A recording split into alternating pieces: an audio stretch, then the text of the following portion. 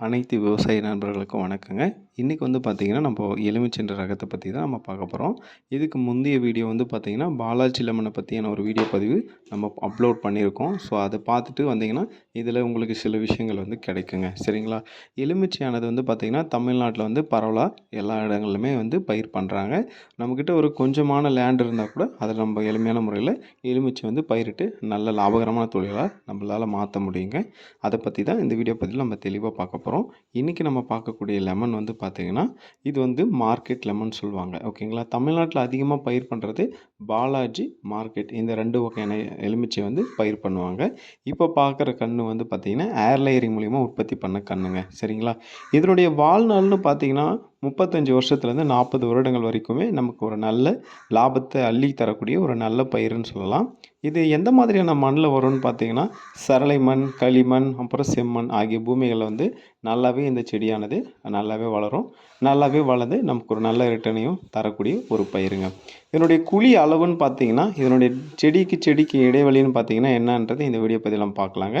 இதனுடைய குழி அளவும் வந்து பார்த்திங்கன்னா 1.5க்கு 1.5 ஆழத்தில் நம்ம வந்து குழி வெட்டிட்டு 5லேருந்து 6 நாளுக்கு குழியை ஆற போட்டு வேப்பம் புண்ணாக்கு, புங்கம் புண்ணாக்கு மிக்ஸ் பண்ணிவிட்டு செடியை நட்டுட்டு நம்ம போதுமானதுங்க. செடிக்கு செடி இடைவெளின்னு பார்த்தீங்கன்னா 15க்கு 15, 18க்கு 18ன்றது ரொம்பவே சிறந்தது. நம்ம 15க்கு 15க்கு கீழே போக வேண்டாம். 15க்கு 15க்கு மேலே போனாலே ரொம்ப நல்லாயிருக்கும். இதில் நம்ம அப்படி பண்ணும்போது இடையில ஏதாவது ஊடுபயிராகவும் நம்ம பண்ணலாங்க. இந்த எலுமிச்சை நமக்கு பயிர் வந்து நல்ல ரிட்டர்னை காய் காய்க்கிறதுக்கு முன்னாடி நம்ம என்ன பண்ணலாம்னா, ஊடுபயிராக வந்து அந்த கன்றை விட சின்ன வளர்ச்சியாக வளரக்கூடிய நம்ம கீரை, அதன் பிறகு வந்து பார்த்திங்கன்னா தக்காளி, கத்திரி, மிளகாய் இந்த மாதிரியான பயிர்களை நம்மளால் வளர்க்கலாம். இந்த கேந்தி கூட நம்மளால் கண்டிப்பாக வளர்க்கலாங்க. சரிங்களா? ஸோ அந்த மாதிரியான பயிர்களை வந்து நீங்கள் செய்யலாம். மண் வந்து பார்த்திங்கன்னா, எங்கே நம்ம காட்டில் வந்து எங்கேயாவது ஃப்ரீ லேண்ட் இருந்தால் கூட அந்த லேண்டை கூட நம்மளால் எளிமையான முறையில் நம்ம லெமன் கன்றை வச்சு எலுமிச்சை கன்றில் நம்மளால் வளர்க்க முடியுங்க. சரிங்களா? பராமரிப்புன்னு பார்த்திங்கன்னா ரொம்ப எளிமையானது தாங்க. மற்ற கன்றுகளை விட இந்த கன்று வந்து நீங்கள் தண்ணி கொடுத்துட்டு 3 மாதம் ஒரு டைம் வந்து அதுக்கு தேவையான இடுபொருளை கொடுக்குற மாதிரி இருக்கும். காய் காய்ச்ச பிறகு வந்து பார்த்திங்கன்னா, காய் காய்க்க தொடங்கும் போது நமக்கு தேவையான பொருளை வந்து 15 நாளுக்கு ஒரு டைமு இல்லைனா ஒரு மாதத்துக்கு ஒரு டைமு அதுக்கு தேவையான இடுபொருள் நம்ம கொடுக்குற மாதிரி இருக்கும். பராமரிப்புன்றது வந்து பார்த்திங்கன்னா ரொம்ப எளிமையான முறையில் பராமரிக்கலாம். நமக்கு செடிக்கு இப்போ வளர்கிறதுக்கு முன்னாடி தான் 3 நாளைக்கு ஒரு டைம் தண்ணி கொடுக்குற மாதிரி இருக்கும். நல்லா வளர்ந்த பிறகு வந்து பார்த்திங்கன்னா, நம்ம ஒரு வாரத்துக்கு ஒரு தண்ணி கொடுத்தாலே போதுமானது.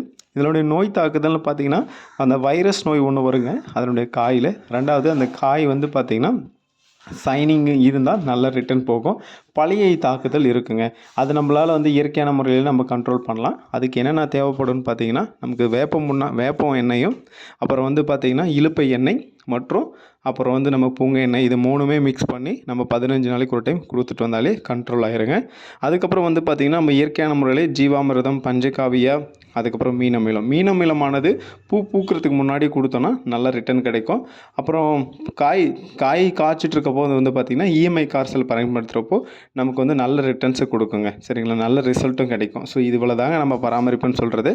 இதில் லாபம் எப்படி நம்ம எடுக்கலான்னு பார்த்தீங்கன்னா, நம்ம இயற்கையான முறையில் நாம்ளே மருந்தையும் உற்பத்தி பண்ணுறோம்.